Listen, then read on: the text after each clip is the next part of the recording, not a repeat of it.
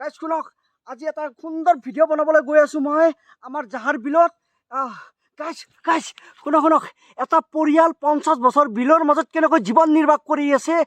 Guys বলকচোন বলক, ভিডিঅ'টো বনাওঁ। গাইজ এটা কথা, আমি যেনেকৈ জীৱন নিৰ্বাহ কৰি আছোঁ, তেওঁলোকে কিন্তু তেনেকৈ জীৱন নিৰ্বাহ কৰি থকা নাই। কাৰণ তেওঁলোকৰ ওচৰত কোনো বিদ্যালয় নাই, তেওঁলোকৰ ঘৰত কাৰেণ্ট নাই, লাইটৰ পোহৰ নাই। আমি যেনেকৈ চলি আছোঁ কিন্তু তেওঁলোকে তেনেকৈ চলি থকা নাই। তেওঁলোকে এই 50 বছৰ তেনেকৈয়ে চলি আছে। বলক আমি তেওঁলোকক লগ কৰোঁগৈ। এই পুখুৰী পাৰ আয়ো, গছ গছনিটো কিমান ভাল লগা হৈছে দেখিছি না, মজা লগা হৈছে। এই পুখুৰী পাৰত আহোঁ মই, কোনো প্ৰব্লেম নাই, বিন্দাছ খানা খাই গুচি যাব পাৰিব। খালি কোনো উদ্ভণ্ডালি নকৰিলে হ'ল, খাই বৈ গুচি যাব, কোনো টেনশ্যন নাই। আহিব পাৰে আপোনালোকে, ইয়াত পুখুৰী পাৰত খানা খাব পাৰে। বহুত পুখুৰী আছে, ভাল লগা, বিৰাটে ভাল লাগে। ইয়াত মাছ উৎপন্ন হয়, বিশাল মাছ আছে আপোনাৰ ইয়াত, মানে চিতল মাছ একোটা 10-12 কিলো ওজনলৈকে চিতল মাছ আছে। ভকুৱা মাছ আছে, ডাঙৰ 8-10 কিলোৰ ভকুৱা মাছ আছে। এই বাৰিষাৰ সময়ত খালি অকণমান বেয়া লাগে, বেয়া মানে বহুতে বেয়া লাগে দিয়ক। কাৰণ কিয়, বহুত মানুহৰ পুখুৰী পানীত উটি যায়, মানে মাছবোৰ পানীত ওলাই গুচি যায়। বানপানী হয়, বানপানীতকৈ মানে ভয়ানক অৱস্থা পৰিৱেশ হয় ইয়াত। পানীত উটি যায়, তেতিয়া সেই পৰিয়ালটোৰ দুখৰ বিষয় হৈ পৰে। বিৰাটে বেয়া লাগে। আমি গম পাওঁ, আমি ওচৰত থাকোঁ, ইয়াত পানী হৈ যায় সময়ত, মানে বহুত বেয়া লাগে আপোনাৰ, বহুত বেয়া লাগে।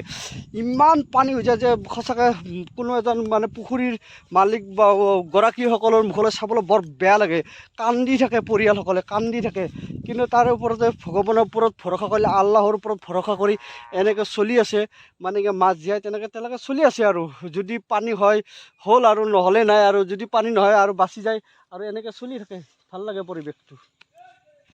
সুৰৰে মেলাতে পখিয়ে গীত গায়, তাকে দেখি মই নাই নাটাক নিতৈ ব্লাব যায় নাৰা।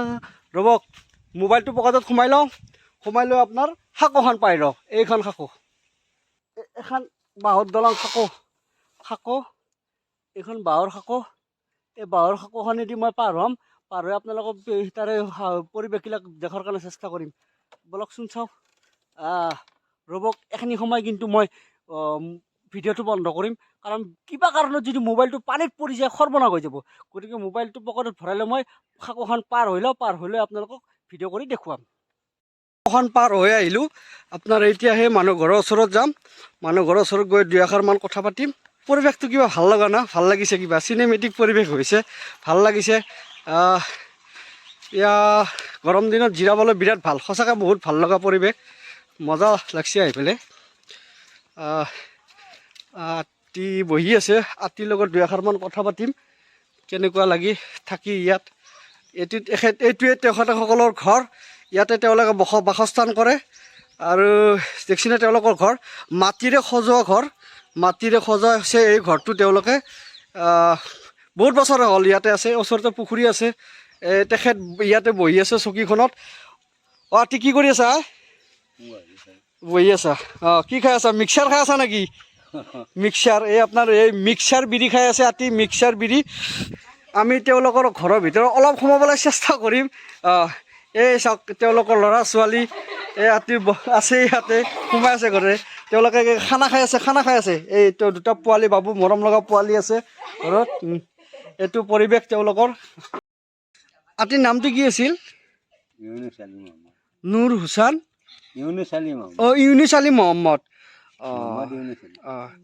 মই আপোনাৰ 20-25-30 বছৰ বুলিহে ভাবি আছিলোঁ, 50 বছৰ হৈছে বোলে। আচৰিত মানে, আমি জন্ম পোৱাৰ আগৰ পৰা ইয়াত তেওঁলোকে বাসস্থান কৰি আছে।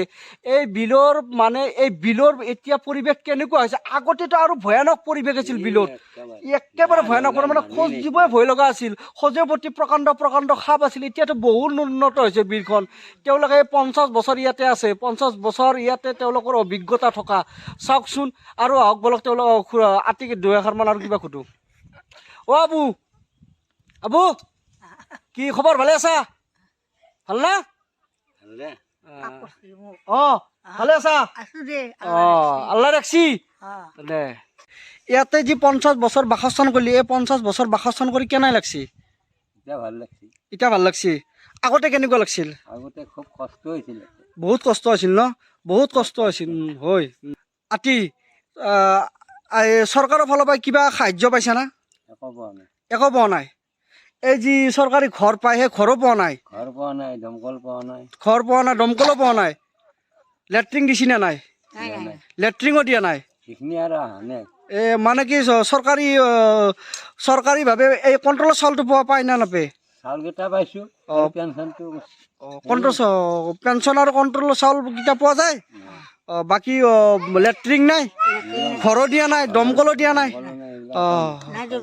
তাৰমানে লাইনো নাই। ইয়াততো লাইনো নাই। আমাৰ হেৰি পৰা আনি আছোঁ, এই টাপা বালিকুচি। আপোনাৰ এই যি মুকলমা লোহাৰ কাঠা আদাবাৰী তাৰ পৰা আনে তেওঁলোকে। ইয়াৰ পৰা মিনিমাম 18 কিলোমিটাৰ হ'ব তালৈকে। ইয়াৰ পৰা চাইকেল মাৰি তাৰ পৰা 18 কিলোমিটাৰ চাইকেল মাৰি তাৰ পৰা কেৰাচিন আনি ইয়াত তেওঁলোকে মানে চলে। কণ্ট্ৰলৰ তেলো নাই, বন্ধ হৈছে নেকি? এতিয়া কণ্ট্ৰলৰ তেল নিদিয়ে ন? বন্ধ।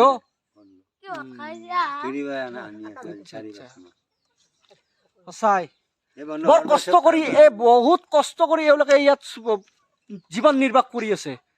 বহুত কষ্ট কৰি এওঁলোকে ইয়াতে জীৱন নিৰ্বাহ কৰি আছে। চাওক আতি পৰিয়ালত কেইজনমান মানুহ আছে? দুটা। পুখুৰী চুখুৰী আছে নে ঘৰত? এইটোৱে পিছৰ খালটোৱে নেকি? আৰু কিবা খেতি বাতি কৰা যায় নেকি? বড়ো ধানৰ খেতি কৰা যায়। বড়ো ধানৰ খেতি কৰা যায়। আৰু আপোনাৰ এই কিবা শাক পাচলিৰ খেতি আছে না? শাক পাচলি কৰা যায়। এইগিলা লাও ন? এইগিলা লাও। আতিহঁতে ইয়াতে চাঙৰ ওপৰত লাও দিছি না? পানী লাও চাওক আপোনালোকক দেখাও ৰ'বক। এয়া পানী লাও, এইটো এটা আছে এইবিলাক। এইবিলাক গোটেই পানী লাও এইটো। বানপানী হয় না? এইবাৰ বানপানী হৈছে ন? এইগিলা গোটাই তল গৈছিল নেকি?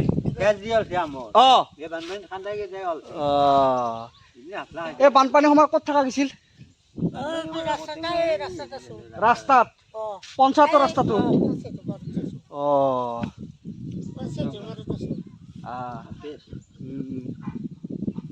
এই বানপানীৰ সময়ত বোধহয় পুখুৰীগিলা গোটাই তল গৈছিল ন? চবৰে মাছগিলা গুচি গৈছিল। দেখছি না কিমান কষ্টৰ মাজত তেওঁলোকে ইয়াত জীৱন নিৰ্বাহ কৰি আছে। মই থকাৰ কথাটো ভবা দূৰৰ কথা। আপুনি ইয়াত আহিবচোন, আহি চাই যাব। এই ঘৰ মানুহ ইয়াত 50 বছৰ ৰাজত্ব কৰি আছে। ৰাজত্বই বুলি ক'লো, আপোনাৰ বাসস্থান কৰি আছে 50 বছৰ হ'ল ইয়াত। এই এখন বিলৰ মাজত সময়ত পানী ইয়াৰ আপোনাৰ পানী এই ঘৰৰ ইয়ালৈকে উঠে দেখিছেনে? ইয়ালৈকে উঠে। ইয়াত কেনেকৈ তেওঁলোকে চলি আছে চাওক। অলপ ভাবকচোন এই পৰিয়ালটোৰ কথা আপোনালোকে কেনেকৈ জীয়াই আছে।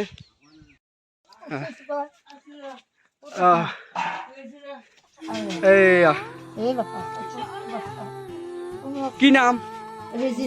ৰেজিনা। ৰেজিনা তেওঁ শাৰীৰিকভাৱে অসক্ষম হয়, বিকলাংগ হয়, ফিজিকেল হেণ্ডি। দেখিছেনে? সঁচাকৈ কিবা দুখ লগাব। তোমাৰ নামটো কি? ৰেজিনা। ভাত খাইছ? ইতে আচ্ছা। কি কৰি আছ তুমি ইয়াতে? বহি আছ?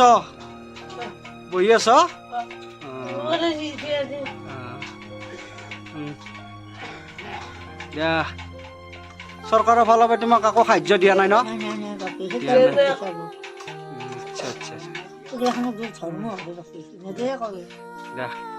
ৰেজিনা আছে ইয়াত।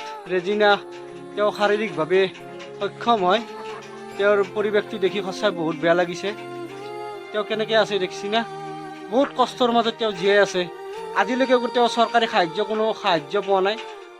শুনি কথাষাৰ বেয়া লাগিল। ভাত খাই আছিলে পাকঘৰত। এইটো তেওঁলোকৰ পাকঘৰ। এই পাকঘৰ এইটো তেওঁলোকৰ। এই পাকঘৰত তেওঁ বহি আছে।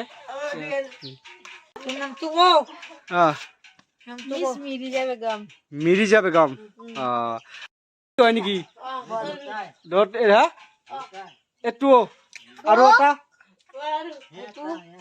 এইটো বোৱাৰী ৰেজিনা বোৱাৰী নেকি ৰেজিনা কাৰ বোৱাৰী আজি তোৰ আজিত আচ্ছা আচ্ছা আজি তোৰ বোৱাৰী এইটো এইটো এইটো সৰু এইটো ডাঙৰ ঠিক আছে দে আচ্ছা আচ্ছা আচ্ছা দে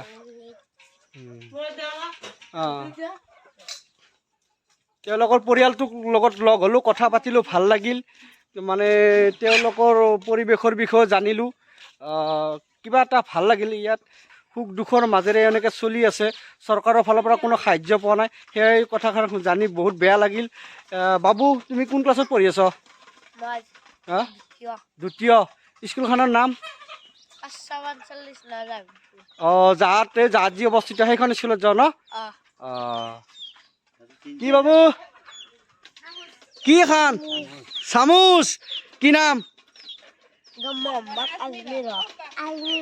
আজমিৰ হক বঢ়িয়া ধন্যবাদ মিক্সাৰ পিঠা খাই কেনে লাগে ভাল লাগে ঘৰতে তৈয়াৰী কা খপ নহয় মছলাটো কিনি অনা যায় আনি ঘৰতে বনোৱা যায় আনি এনেকে ঘৰত বনাই খোৱা যায় এই মিক্সাৰ বিৰিটো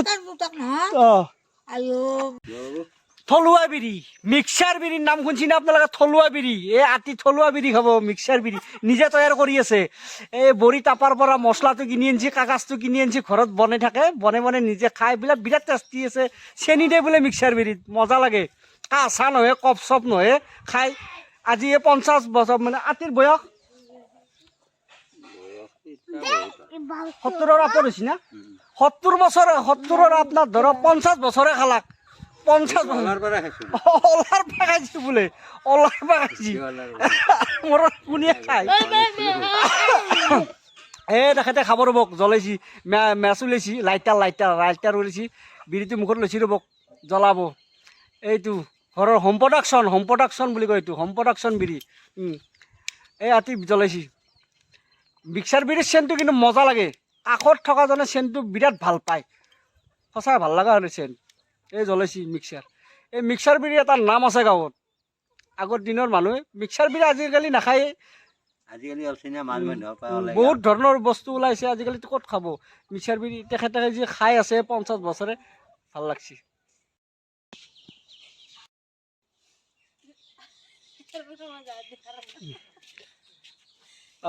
ফাইনেলি এওঁলোকক লগ কৰিলোঁ এতিয়া ঘৰমুখে ৰাওনা হ'ম এইটো ঘৰ সকলোকে বাই দি পেলাই ইয়াৰ পৰা ৰাওনা হ'লোঁ ঘৰলৈকে বলকচোন ৰাস্তাতে যদি আৰু কিবা লগ পাওঁ কিবা বস্তু দেখাবলৈ পাওঁ আৰু দেখাবলৈ চেষ্টা কৰিম দেখাবলৈ বহুত আছিল ঠাই আগলৈকে যাবৰ সময় নাই এতিয়া নাযাওঁ বহুত টাইম হৈছে আগলৈকে গ'লে বহুত পিছত আৰু কেতিয়াবা দেখাবলৈ চেষ্টা কৰিম আজি আপোনালোকক ইমানতে এৰিলোঁ বাই